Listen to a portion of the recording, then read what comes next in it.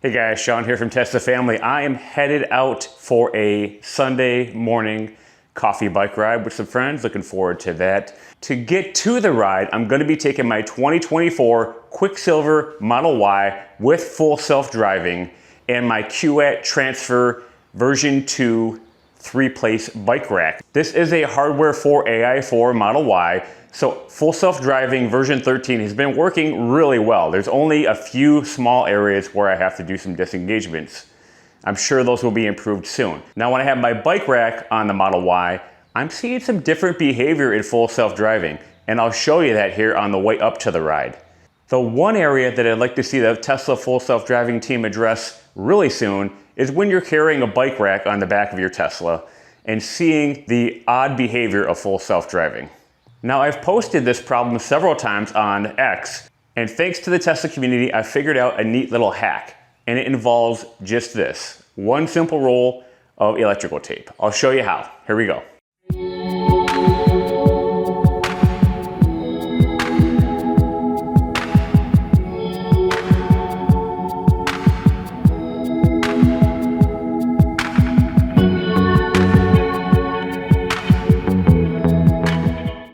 Before we get going, I want to show you that I am running full self-driving version 13.2.8, and this is the view from my rear view camera with the bike rack on the back.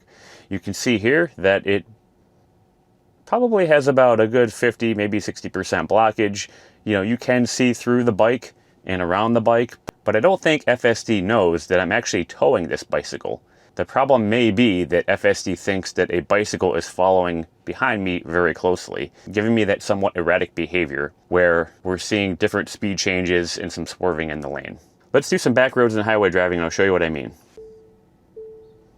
All right, here's the first example. It's pretty obvious that with the bike rack on the back, we're getting the alerts that we're going to be hitting something here. And we're also getting the park assist error. All right, we're on a back road here on our way to the highway, and we're getting some really, what I want to call erratic use of the accelerator pedal, kind of on and off, like very hesitant. You'll feel like the power on and then the power off, like regen. You can see we're hugging the white line and now we're bouncing to the yellow line. We're bouncing back to the white line. It's doing an okay job, but it's definitely not smooth. We can also see here that it's showing a shadow behind Model Y, so it knows there's something back there.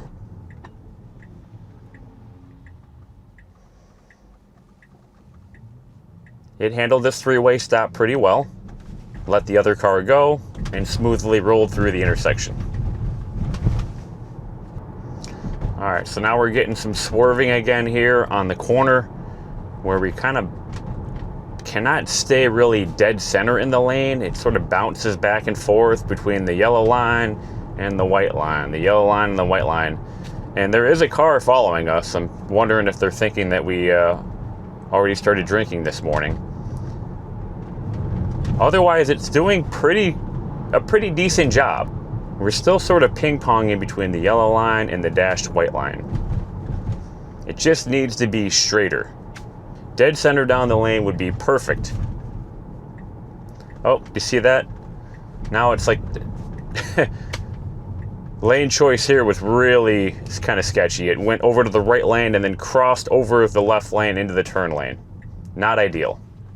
Next, I'll show you how it does on the highway. All right, we are merging onto the interstate here. This is Interstate 270, headed north. And we're going 45. It's 55 here. 42, 41, 40, 39. I don't know what's going on here. I actually got to touch the accelerator pedal because it's not going fast enough. And then we get this alert, autopilot will not brake. Okay, now that I've touched the accelerator pedal, FSD picks up and now we're doing about 64 and a 55. That seems a bit more reasonable. We're kind of staying with the flow of traffic. I know it's above the speed limit, but it's better for FSD to maintain the pace of traffic than to be running much slower than traffic is moving.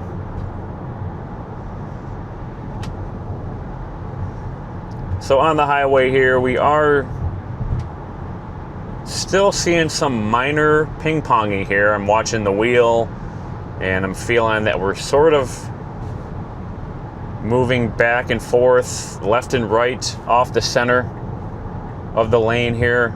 Of course, we're still showing the shadowing down here behind the Model Y. Yeah, I can feel a very gentle left and right, kind of like you're on a cruise ship or something. It's really weird and definitely not comfortable. I would say you wouldn't want to be on a long road trip like this, even a short road trip. I've only been on the road here for less than 8 miles since my house, and I'm already wanting to turn off full self-driving. So full self-driving really needs to work in all situations, and I know that the team is working on it. Hopefully videos like this will help them solve the issues faster. As I mentioned before, FSD does pretty good, even with the bike rack on the back. All I'm asking for is that we smooth out the accelerations and regen, and we keep it centered in the lane. Oh, okay, here's an example of moving over to the left without a turn signal, and there was a car behind us that was coming up behind us. So that was an inappropriate lane change. Probably didn't make this Jeep here on the right-hand side very happy. Oh, here's another example of moving over into the left lane without a blinker. It does that, I don't know why. And here comes a same Jeep again, having to pass us on the right-hand side. Wow, there's a lot of angry drivers here passing me on the right-hand side. That's probably another issue here with the bike rack. So I don't want you to think that this video is knocking FSD. It's not. I love FSD. I think every car on the earth should have FSD. It would make for a much safer travel for everyone out there. What I'm trying to highlight are a couple, what I think are rather significant issues with FSD when I have a bike rack on the back. It could be a bike rack, it could be a luggage carrier, I don't know. Anything that you have attached to the tow trailer, possibly even a trailer. Now I'm not in tow mode. If I was in tow mode, FSD wouldn't work at all. So I want to highlight these issues so that hopefully the Tesla AI, Tesla FSD team can get them addressed. But I also want to show you how to correct this issue, at least temporarily, until that fix gets made by Tesla. And it's a super simple fix. I'll show you how to fix that after my bike ride. All right, I just finished an awesome bike ride on this beautiful spring day here. Just about ready to head home, but you know what? We want to fix this problem that we're seeing with FSD and the bike rack on the back of my Model Y, and we're going to do it here with a simple roll of electrical tape. Let me show you how. We're back here behind the Model Y, and all we have to do is take a small piece of electrical tape and cover the rear camera, and that does the trick. Just like that. All right, here we are back inside Model Y, and we can see the rear camera here in the top is covered up in black, but we still have available to us the left and right rear-facing side cameras. So FSD will be able to use both of those cameras for lane changes and just looking behind the car. You might think that with one less camera, FSD might perform more poorly, but looking at the screen here, FSD doesn't know that there's a bicycle back there. So that's leading me to think that when there is a bicycle on the back of a Tesla and it's running FSD, that the rear camera is the issue. It's pretty crazy that all it takes is a simple piece of tape to see much improved performance from full self-driving. But I'll show you right here. We're going to take the highway and that local road on the way back home, and I'll show you. It works beautifully, just like if I don't have a bicycle on the back.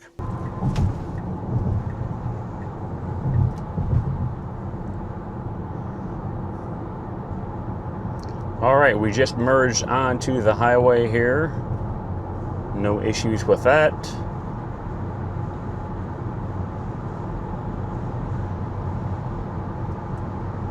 First difference I notice is that the speed comes right up to match the speed of the other traffic. We're not driving 5 or 10 miles per hour under like we were before when we first got on the highway on the way up to the bike ride, and the camera was not covered. The next thing I'm noticing is that FSD is staying dead center in the lane. There's no ping-ponging from left to right between the lane lines. The acceleration is very steady and confident. There's no instances of letting off acceleration here on the highway and like regenning and then getting back on the accelerator. Very smooth, very comfortable. I'm also noticing that FSD is staying in the right-hand lane and not driving into the passing lane, especially not doing it without a blinker like it was on the way up here, on the way up to the bike ride.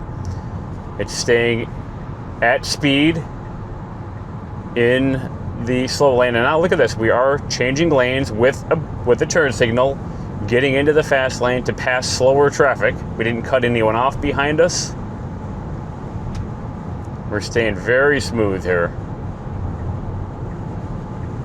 Quickly making the pass and then merging to the right-hand side with a blinker. Yeah, FSD is working perfectly, and all it took was a small piece of electrical tape to cover the rear camera. Moving to the right after passing in the passing lane, getting out of the passing lane with traffic behind us. You can see here, there is a truck coming up, a white truck coming up in the fast lane behind us. I think there should be an option in the autopilot menu where you can check a box or move a slider to let the system know that you are carrying a bicycle rack or some sort of luggage rack. And then what it can do is it can disable the rear-facing camera. Most of the time when you're carrying bikes or luggage, you can't see out of the rear camera anyways. And what I'm noticing in my testing here is that FSD works amazingly well with the rear camera covered up when you're hauling a bicycle or some luggage in the back. All right, we'll check back in on the local roads and see how it does there. All right, we're off the highway and look at that smooth turn here, smooth left-hand turn.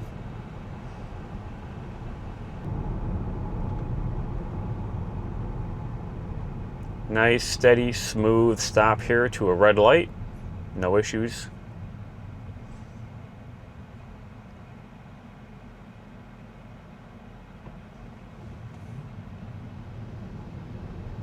Steady, smooth acceleration on the green.